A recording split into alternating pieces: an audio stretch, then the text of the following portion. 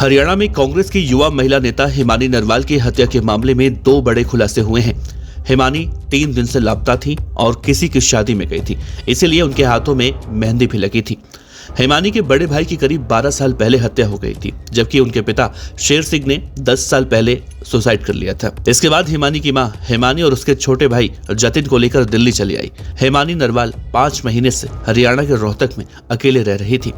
Police ने Himani murder case में जांच तेज कर दी है। उसके विजयनगर स्थित पुश्तैनी मकान से लेकर सांपला बस स्टैंड तक रास्ते में पड़ने वाले सभी सीसीटीवी फुटेज को चेक किया जा रहा है। आज यानी 2 मार्च को हिमानी नरवाल के शव का पोस्टमार्टम कराया जाएगा। हिमानी नरवाल यूथ कांग्रेस से जुड़ी थी। शनिवार को उसकी हत्या की सूचना पर रोहतक के कांग्रेस विधायक भारत भूषण बत्रा ने दुख जताया था। उन्होंने मामले की जांच के लिए स्पेशल इन्वेस्टिगेशन टीम यानी एसआईटी गठित करने की मांग की थी। जबकि हरियाणा के पूर्व मुख्यमंत्री भूपेंद्र सिंह हुड्डा ने प्रेस नोट जारी कर हिमानी नरवाल की हत्या पर संवेदना व्यक्त की थी। उन्होंने कहा कि हिमानी हत्याकांड राज्य की कानून व्यवस्था पर एक धब्बा है।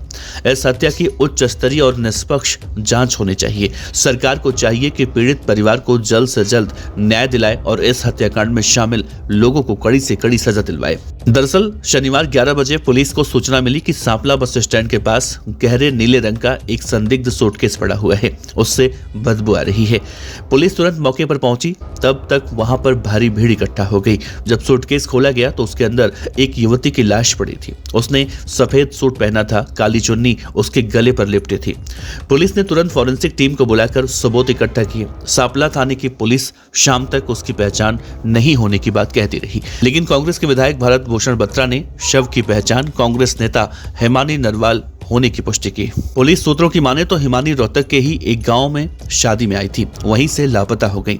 आशंका है कि उसकी हत्या रोहतक इलाके में ही की गई हो, फिर शव को सूटकेस में बंद कर शुक्रवार देर रात सांपला बस स्टैंड के पास फेंक दिया गया हो। सूटकेस को वहां पड़ी कूलर की टूटी बॉडी में छिपाने की कोशिश की गई। सांपला पुलिस स्टेशन के एसएचओ विजेंद्र सिंह ने इस मामले में कहा है कि नेशनल हाईवे नंबर 9 पर रोहतक से रोहत टोल प्लाजा करीब 25 किलोमीटर के एरिया में हत्यारों की तलाश में होटल और ढाबों के सीसीटीवी कैमरे खंगाले जा रहे हैं। बस स्टैंड के आसपास लगे सीसीटीवी कैमरे देखे जा रहे हैं। बहुत jल्दी ही इस मामले का खुलासा कर दिया जाएगा। अभी तक पुलिस की जांच में सामने आया है कि हिमानी की बेरहमी से हत्या की गई। पहले उसके साथ मारपीट की गई, फिर उसका गला घोंटकर उसकी हत्या करने की बात सामने आई है। शव मिलने के बाद जब फॉरेंसिक टीम ने जांच की तो हिमानी के मुंह और नाक पर खून जमा हुआ था, शरीर नीला पड़ चुका था। इसके अलावा उसके शरीर की हड्डियां भी टूटी मिली हैं। पुलिस को उसके कानों में छोटी छोटी 2 बालियां मिली हैं। हिमानी का मोबाइल फोन भी गायब है। पुलिस हत्यारों की तलाश करने में उसके मोबाइल फोन को भी ट्रेस कर रही है। पुलिस का मानना है कि मोबाइल से हिमानी की मौत से पर्दा उठ सकता है। वो आखिरी बार कहां गई थी, उसकी लोकेशन, उसने किस किस से बात की, कॉल डिटेल से इस बात का खुलासा हो सकता है। इसके अलावा जिस सूटकेस में उसका शव फेंका गया उसका साइज करीब 2.5 गुना यानी 1.5 फीट का बताया गया है।